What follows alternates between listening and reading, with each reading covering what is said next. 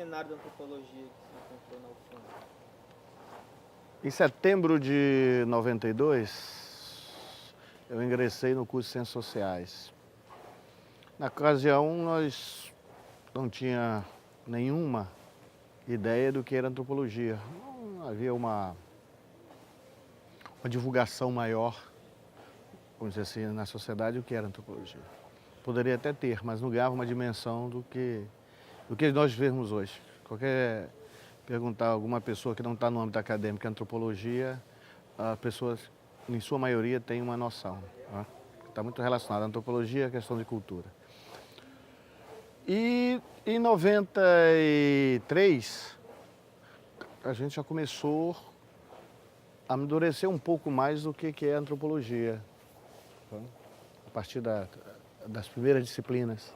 Tá? Muito embora eu não tivesse uma dimensão mais aproximada, porque nesse cenário as discussões sobre ciência política e antropologia e sociologia ganhavam uma dimensão maior.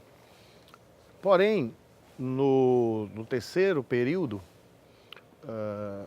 final do segundo período, melhor dizendo assim, a gente começa a visualizar um pouco mais a antropologia através da iniciação científica.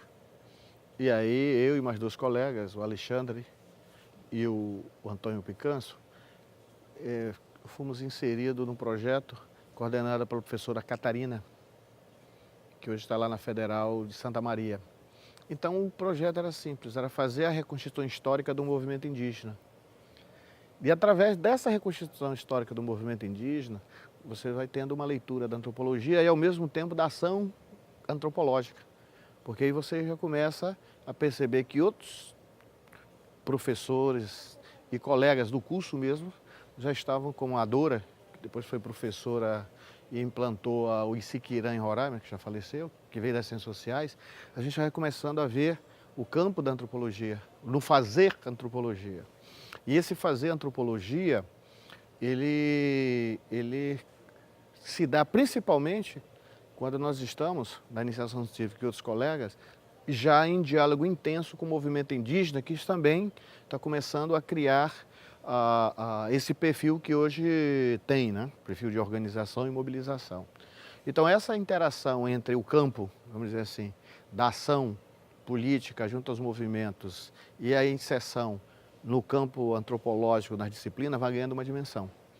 E aí tem algumas situações e contexto que vai agregando ainda mais a pessoa, como o massacre do Zé Yanomami, que ocorreu em 93, em qual o Centro Acadêmico de Ciências Sociais fez uma carta repudiando a ação, que houve o massacre do Rishimum, se me falha a memória, no território Yanomami. Isso ganhou uma repercussão. A própria ação do Estado na questão indígena, o movimento indígena, a demarcação de terra, então começa a agregar. Então o cenário e o panorama era esse. E ao mesmo tempo você recupera informações, como do professor Paulo Monte, um cara que teve um papel importante nessa difusão, a professora Celda Vale, o próprio o professor Ademir Ramos, quer dizer, você já começa a ter cenário. Porém, com o tempo, e o próprio Departamento de Ciências Sociais tinha bastante pessoas da área da antropologia formado e em formação. Vale ressaltar que muitos, assim que chegaram aqui, alguns tinham somente, eram professores auxiliares, ou professor especialista e um outro com mestrado. Então isso, de uma certa forma, vai dar um impacto lá na frente. Explico daqui a pouco o porquê. Então veja, desse cenário todo, aí, dentro do curso, continuamos a fazer uma opção. Não ficar restrito ao universo acadêmico, no caso, mas sim continuar com o movimento que nós tínhamos iniciado esse diálogo em 93. Então, junto ao MEIAN, ao Movimento de Estudantes Indígenas do Amazonas, junto ao Isaterê Mauer, da família indígena Isaterê Mauer, no bairro da Redenção, junto à Associação das Mulheres Indígenas do Alto Rio Negro, lá Marne, aqui no Conjunto Vilar Câmara, junto à COIAB, a Coordenação das Organizações da Bacia Amazônica. Também numa interação muito forte com outras organizações que estavam começando a pensar em se mobilizar, como os cambebas, que tinha uma ligação muito forte. Inclusive, nós conhecemos a família dele, que é aluno da pós-graduação, o Andrezinho Cruz. Tá? Para ter uma ideia, eu conheço o Andrezinho Cruz desde quando ele tinha os seus 13, 14 anos, tá? Na questão do movimento, quando o Meian íamos jogar bola lá na Escola Rainha dos Apóstolos. Então veja como as coisas vão interagindo, né? E ainda mais e essa ligação com a Associação Cambeba, né? E outras também que acabaram sendo e famílias. Então, quer dizer, você vai tendo uma ação, você vai tendo uma formação e você vai tendo uma inserção. Então, quer dizer, esse é um campo muito dinâmico da antropologia. É um diálogo com as obras, é um diálogo com a experiência, a revisão da obra e a revisão da experiência. Quer dizer, uma dinâmica, uma dialética muito interessante. Então, quando você, posteriormente, já quase finalizando o curso, aí começa uma espécie de vazio de diálogo. O diálogo se torna vazio dentro do ponto de vista institucional, porque muitos professores saíram do quadro e outros saíram por pedir exoneração e outros em função de que foram fazer pós-graduação. Então, quer dizer, ficou uma espécie de, academicamente, vamos dizer assim, uma maresia. Né? Porém, as coisas aconteciam. Né? Eu me lembro que a gente, numa semana indígena, convidava algumas lideranças que estavam vinculadas à COIAB, como o próprio o Manuel Moura, né? Um outro, que não estou me lembrando o nome agora, daqui a pouco deve sair o nome dele, né? Que também vinham participar, o Benjamin Castro Piratapuia, o próprio Lucemir Sateré Mauer, quer dizer, essa turma toda fazia com que motivasse internamente o movimento da universidade. Então isso era muito bom. O Pedro Mendes Ticuna. Então, quer dizer, essa turma, quando tinha mês de abril e tudo mais, manifestações, e a gente lá. Então, quer dizer, você tem, no primeiro momento, uma inserção muito grande. O detalhe é que a gente não se fechava somente à questão indígena. Tinha outros colegas, me lembro até a Kátia, trabalhando com a questão de um movimento no Zumbi, quer dizer, não era só a questão indígena, tinha outras práticas antropológicas, certo? Lógico, eu estou falando dessa que é minha, mas tinha outras que a gente conhecia. E havia essa interação mais para uma leitura, vamos dizer assim, das ciências sociais sob o prisma da antropologia. Eu creio que é isso, porque a gente é formado em ciências sociais. Agora, nós temos as ciências sociais e articulamos com o prisma da antropologia, com o prisma da ciência política e com o prisma da sociologia.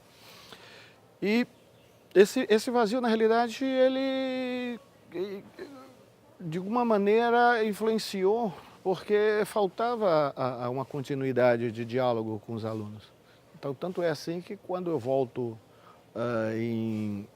já como professor efetivo, de dedicação exclusiva em 2002, esse vazio era notório. Tá? Esse vazio era notório. Muito embora ele já começa a dar sinais de avanço. E esses avanços, a interação do campo antropológico acadêmico, ele precisava de uma definição. Precisava de uma definição pela demandas sociais e pela própria demanda do movimento. Né? E pela própria extensão da antropologia junto às instituições que demandavam ações antropológicas. Esse é um outro dado, o Ministério Público Federal e tudo mais. Quer dizer, ela ganha um cenário, mas ao mesmo tempo, institucionalmente, é necessário redefinir esse diálogo para poder, porque senão fica um diálogo muito endógeno, somente da universidade para com a sociedade. E as outras instituições começam a absorver também o campo da antropologia. Nessa trajetória é que começa a se redesenhar, e aí por uma questão de elemento surpresa, né, inesperadamente, surgem dois movimentos, que é a construção da antropologia fora do âmbito da antropologia em Benjamin Constant, e a antropologia sendo construída no âmbito da antropologia distanciada das ciências sociais. É interessante, porque os dois são criados fora das ciências sociais, né? E depois que entra os outros tipos de ruídos, também está feito. E um dado interessante é que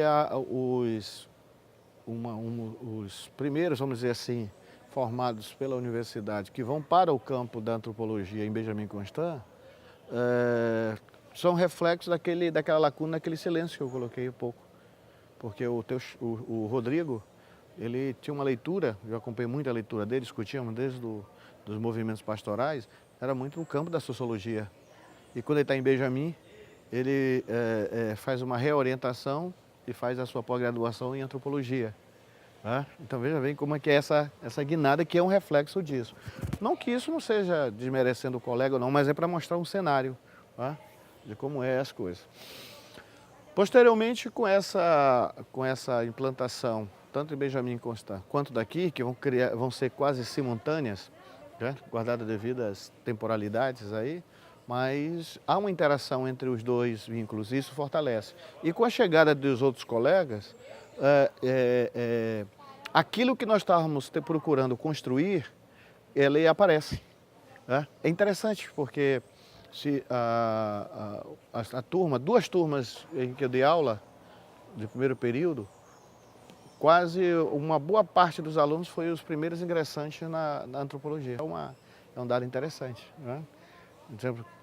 Motivou. Então, quer dizer, o campo da formação e o campo do diálogo na academia estava preparado, faltava justamente um campo mais extensivo para abrigar o diálogo com essas pessoas. É o que dá nisso aí. Se você fazer um recorte e olhar os primeiros alunos da primeira turma de mestrado e de doutorado, você perceberá que a maioria vem desses momentos em que estamos reconstruindo, quer dizer, a construção da antropologia em Benjamin Constant e olhar um horizonte da pós-graduação, dá um ânimo interno para esse pessoal, porque se não tivesse isso, iriam dispersar ainda mais e perder um pouco desse link, né? Quem foram as pessoas envolvidas na criação lá em Benjamin Constant? Em Benjamin Constant, da antropologia, a única pessoa diretamente no campo da antropologia foi o professor Paulo Monte. Tá? Paulo Monte. Naquele momento não havia muita receptividade pela forma como estava sendo conduzido. E quem coordenou foi a professora Heloísa Helena do Serviço Social. E que trouxe para assessorar duas outras pessoas, dois professores, o Júlio César Melatti, tá? O Júlio César Melatti, da UNB, e o Adolfo. Tá? Então, essas pessoas foram uma espécie de interlocutores. Então veja que também já havia um certo, ausência de um diálogo serviço social com ciências sociais. O mais curioso é que a diretora, na época, do Instituto de Ciências Humanas e Ciências Sociais. E a vice-diretora, Luísa Helena, é do Serviço Social. E vai ter uma discussão sobre o campo da antropologia. Então, quer dizer, a gente tem que pensar mesmo o que é as ciências sociais com a antropologia, o que é as ciências sociais com as ciências políticas, o que é as ciências sociais com a sociologia. Então, é necessário sempre se fazer esse questionamento sob pena de ficar pêndulos positivos e negativos. Então, quer dizer, você tem essas pessoas, né, que foram. E no campo da discussão da criação da antropologia, aí a coisa já foi outra dinâmica. Já a administração superior, do professor Hindenberg, aciona individualmente professores da área de antropologia, mais o diretor do museu, e solicita que se faça um diálogo para pensar não só a pós-graduação em antropologia, que isso é interessante, mas pensar a própria consolidação e ampliação do campo da reflexão antropológica na universidade. Esse é um dado. São duas coisas. Uma é para pensar a pós-graduação, a outra é para pensar essa situação. Que vem, se fizermos um comparativo, é justamente que vai possibilitar um diálogo mais intenso com o campo fora o campo social, tá? E também internamente. Tá? Agora, como são recebidos, como deixar de ser recebidos, isso são coisas são as neuroses acadêmicas, tá? Ou as idiosincrasias acadêmicas. Tá? Mas o mais importante é que isso também serviu para visibilizar e ampliar o diálogo e atenuar lacunas no campo interno da antropologia. Tanto é que hoje nós conseguimos, dentro da instituição do CHL, atender às demandas e de diálogo com outros cursos e com o próprio e fortalecendo o próprio curso de Ciências Sociais.